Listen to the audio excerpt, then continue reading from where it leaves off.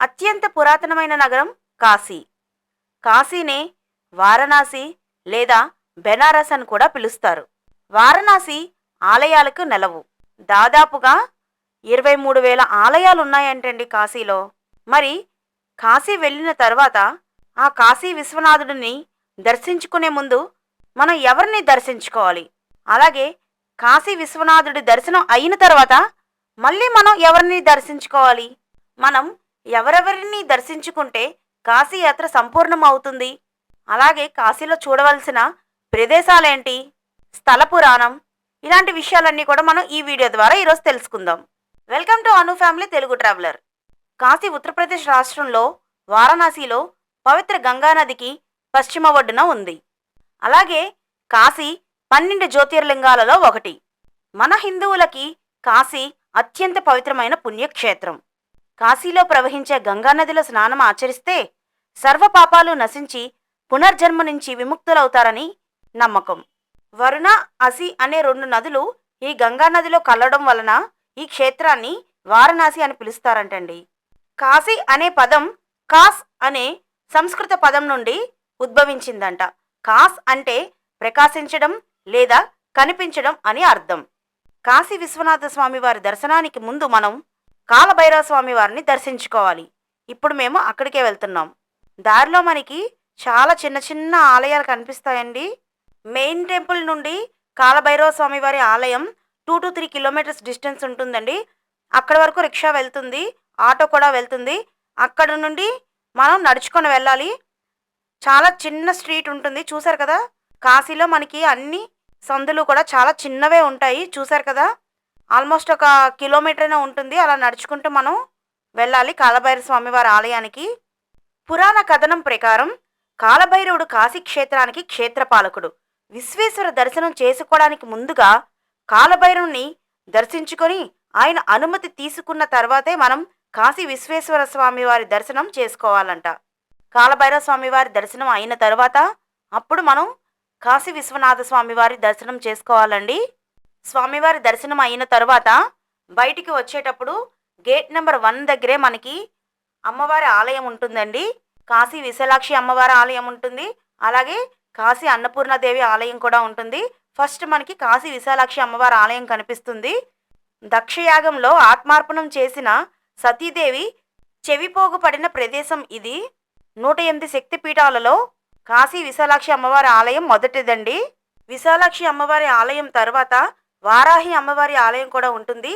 ఆ ఆలయాన్ని కూడా తప్పకుండా దర్శించుకోండి.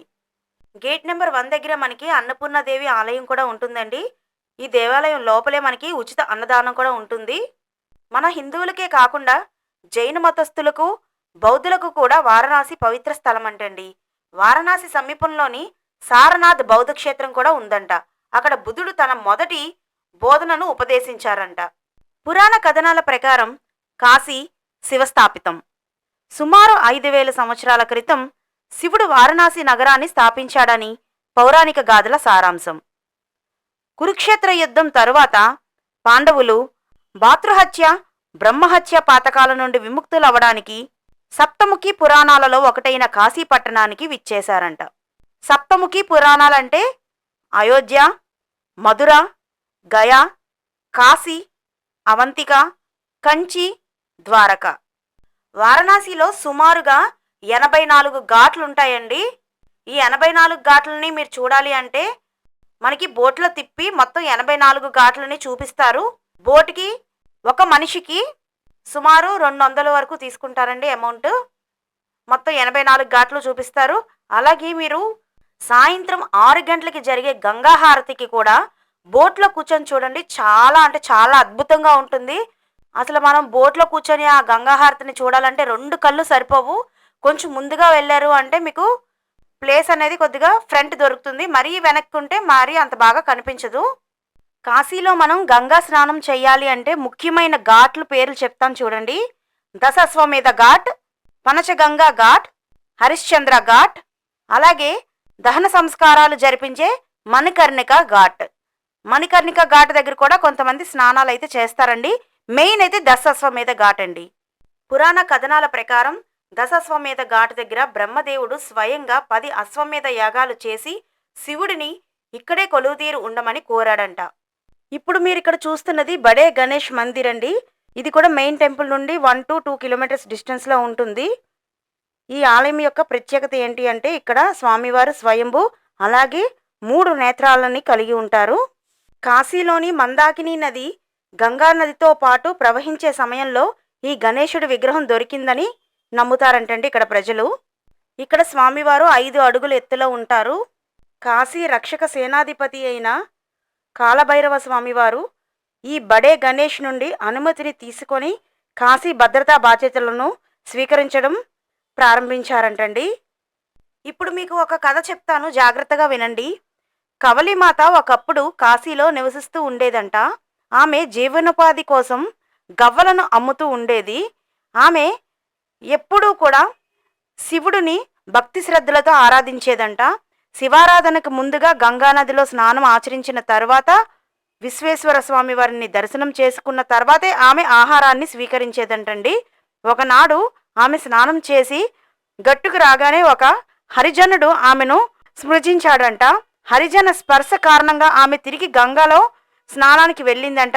అలా ఆమె స్నానం చేయడం, తిరిగి హరిజనుడు స్పర్శ తగలడం, తిరిగి మళ్ళీ గంగా స్నానానికి పోవడం చేస్తుండగా అలా రాత్రి అయిపోయిందంటండి. ఆమె ఆ రోజంతా కూడా భోజనం చేయలేదంట. కాశీ అన్నపూర్ణమాత క్షేత్రం కనుక ఆ క్షేత్ర సరిహద్దుల్లో ఎవరూ భోజనం చేయకుండా ఉండకూడదు కనుక అన్నపూర్ణాదేవి స్వయంగా కవలి దగ్గరకు వెళ్ళి ప్రత్యక్షమై తన క్షేత్రంలో ఎవరూ పస్తులు ఉండకూడదు కనుక భోజనం చేయమని చెప్పిందంట. కవలి మాత్రం విశ్వేశ్వర స్వామి వారి దర్శనం చేయకుండా భోజనం చేయనని చెప్పిందంట. అన్నపూర్ణమాత కోపించి ఆమెను కాశీ సరిహద్దులు దాటి వెళ్ళిపోమని ఆదేశించిందంటండి. కవలి కాశీ సరిహద్దులు దాటి వెళ్ళి ఆమె విశ్వేశ్వర స్వామి వారి దర్శనం చేయలేకపోయినందుకు చింతిస్తూ శివుడి గురించి తపస్సు చేసిందంట. ఆమె భక్తికి మెచ్చుకొని శివుడు ప్రత్యక్షం అయ్యారంట. నా భక్తిలో లోపమేంటి, నన్ను ఎలా కాశీ నుండి పంపిన తర్వాత నేనిక నీ దర్శనం ఎలా చేయగలను అని ఆవేదన పడిందంటండి ఆవిడ. ఈశ్వరుడు కవలి, నీ భక్తి తిరుగులేనిది, అయినప్పటికీ హరిజనుడు స్మృజించాడని తిరిగి స్నానం చేయడం అపరాధమే. నాకు హరిజనులు పురజనులే కాదు, సకల ప్రాణులు ఒకటే. ఎవరైనా నన్ను స్పృశించి నమస్కరించడానికి అర్హులే. నీవు హరిజన స్పర్శ అపవిత్రమని భావించి చేసిన అపరాధానికే ఈ దండన లభించింది. అయినప్పటికీ నీ భక్తికి తపస్సుకి మెచ్చి నీకు ఒక వరం ఇస్తాను. ఇక మీదట నా భక్తులు నన్ను సందర్శించిన ఫలితం నీకు ఇస్తాను.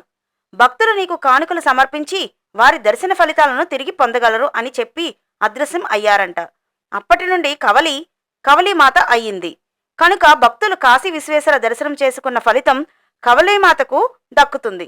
అందుకు పరిహారంగా భక్తులు కవలీమాత దర్శనం చేసుకొని ఆమెతో ఈ గవ్వలు నీకు సమర్పిస్తున్నాము, కాశీ ఫలితం నాకు ఇవ్వు అని ప్రార్థించిన భక్తులకు కాశీపోయిన ఫలితం దక్కుతుందని విశ్వాసం. కనుక కాశీ విశ్వేశ్వర స్వామివారి దర్శనం చేసుకున్న భక్తులు కవలీమాతను కూడా దర్శించుకుంటారు.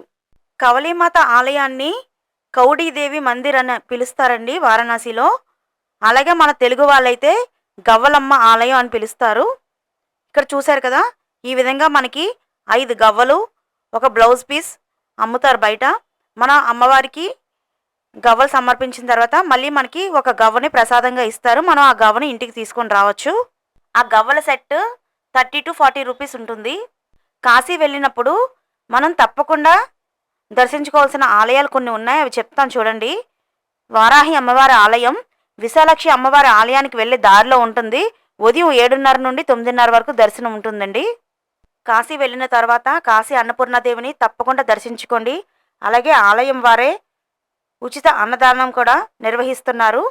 నెక్స్ట్ వారాహి అమ్మవారి ఆలయానికి వెళ్ళే దారిలోనే మనకి విశాలాక్షి అమ్మవారి ఆలయం కూడా ఉంటుందండి. విశాలాక్షి అమ్మవారి ఆలయాన్ని కూడా దర్శించుకోండి.